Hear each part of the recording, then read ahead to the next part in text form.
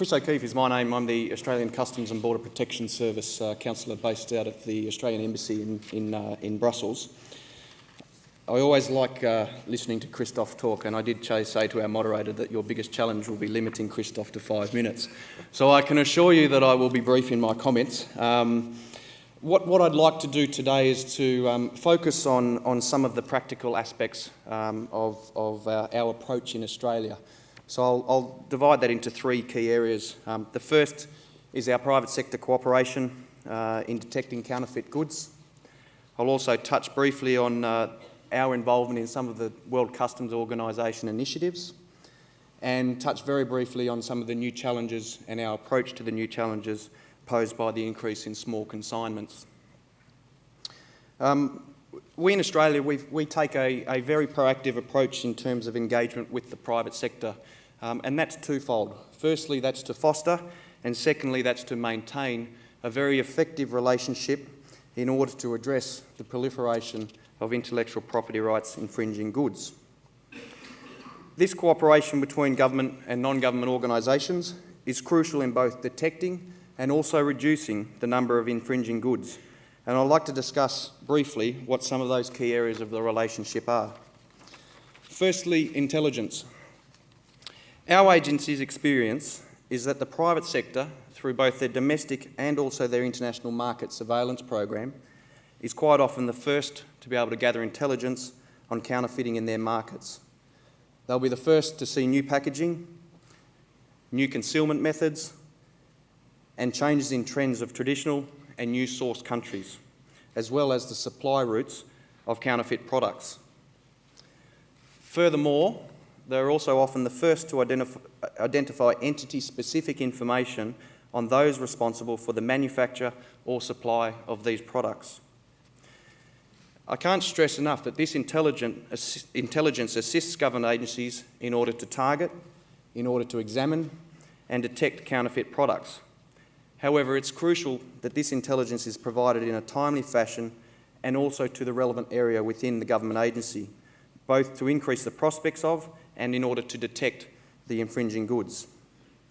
It's also incumbent on government agencies to provide the private sector with a range of economical as well as user-friendly mediums in order to exchange that intelligence.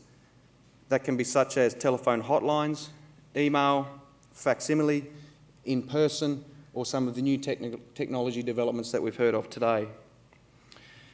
Notwithstanding government agencies' requirements to both keep information secure within legislative or policy constraints, there's also an opportunity for the private sector organisations to leverage off the work that's being done within government when collecting intelligence on entities or goods of interest by seeking access to this information. In Australia, we've worked with a number of private organisations in assisting them to both request and obtain intelligence via freedom of information requests or subpoenas from a court. This has also enabled the private sector to initiate or progress activities such as market surveillance or prosecution. And in many cases, this intelligence has also been provided back to Customs and Border Protection. This feedback loop or cooperation has been extremely successful. At our agency, we'll continue to work with non-government agencies in this sphere. Another aspect of private sector cooperation that I'll touch on is training, and we've heard a lot from Christophe this morning as well as other speakers. Counterfeiting and piracy training provided by private organisations to the government agencies creates a forum for the exchange of intelligence, the discussion on current issues, and an opportunity to promote a more collaborative relationship. In Australia, we've detected numerous infringing products as a direct result of information sessions that have been provided by trademark owners or their representatives, and these sessions have provided our frontline officers with specific knowledge about genuine and counterfeit products, and it also raised their level of awareness. The next area in terms of cooperation is around product identification.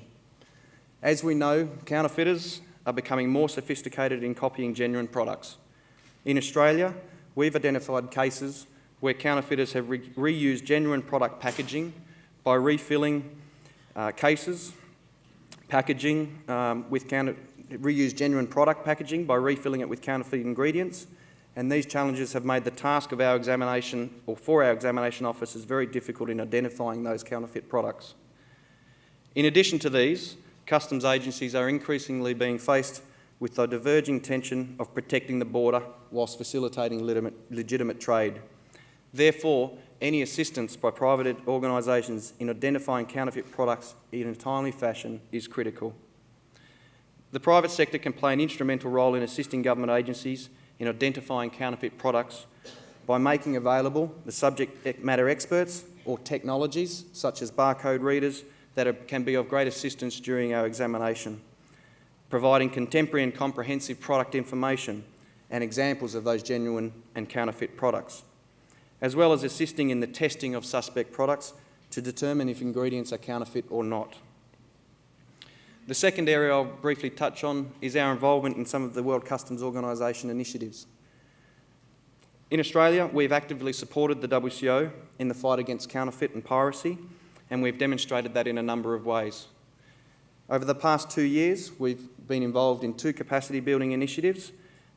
We participated in a diagnostic mission to Mongolia in 2009, as well as a further diagnostic mission in 2010 to Fiji. For us, as well as for the participants there, these have been very valuable in assisting both the recipient in terms of their limited experience with IPR enforcement, in assessing the legislative constraints and enforcement powers of the respective officers, and also providing significant learnings and practical experience back to our own officers. The next area that we participate in with relation to the WCO is its customs enforcement network. In Australia, since January 2006, we have regularly been providing information through the SEND database of major seizures. For example, in 2009, we uploaded more than 880 seizures, which related to over 1 million items that had been seized. The next initiative, which I won't talk on a lot, is the Interface Public Members website, or the IPM that we've heard of today.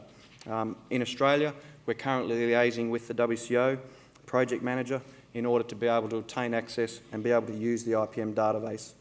We see this initiative as a very pivotal step to further enhancing the cooperation between government and non-government agencies in the fight against counterfeit and piracy. The last area I'll touch on is the new challenges in relation to the increase in the traffic of small consignments. Australian Customs and Border Protection, like many other border agencies, is not immune to the risk posed or the issues presented by the increase in small consignments. Furthermore, a lack of electronic reporting compared with other importation methods and an expectation of quick turnaround times for the release of goods also pose challenges for our officers in order to target and detect counterfeit goods. In Australia, we've been addressing some of these challenges through a number of ways, including the dissemination of intelligence reports that contain photographs, packaging information, and also delivering intelligence briefings to our examination officers, and also conducting saturation exercise that involve multidisciplinary and multi-agency task force to target high-risk countries and importation methods. In Australia, we have powers to intercept infringing goods imported in small consignments. However, small quantities of goods of a non-commercial nature imported for personal use may fall outside of the scope of our powers. In saying that, however, some small consignments imported that pose a risk to the community are subject to a range of controls. For example, pharmaceutical preparations are dealt with through our Therapeutic Goods Act. And when even in that case, even single items that are imported to be found to be in breach of those controls can be seized.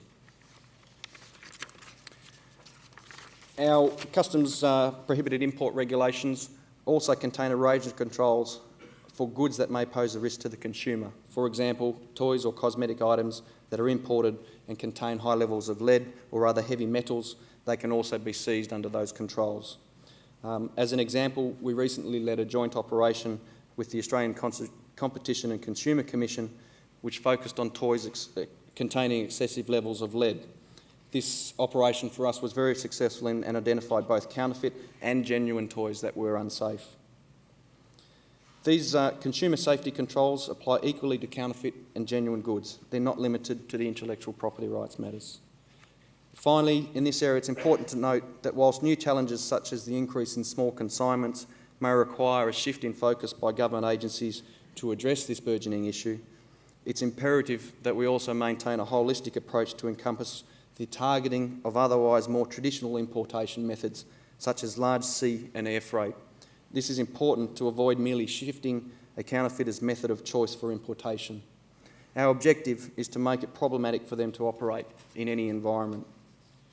So in conclusion, I'd just like to reinforce the Australian Customs and Border Protection Service approach, and that we stand committed to working together with both other domestic agencies as well as international governments and non-government organisations as well as the private sector in identifying, deterring, detecting and dealing with counterfeit and piracy.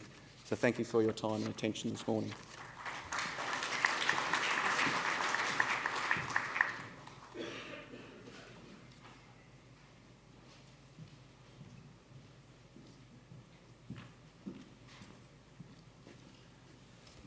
Muy buenas tardes a todos. Antes que nada, el agradecimiento al gobierno mexicano, al gobierno francés por su hospitalidad y a los organismos internacionales que se han encargado de preparar este foro. Si en México nos dieran la oportunidad de sugerir un escenario ideal de cómo construir unos cimientos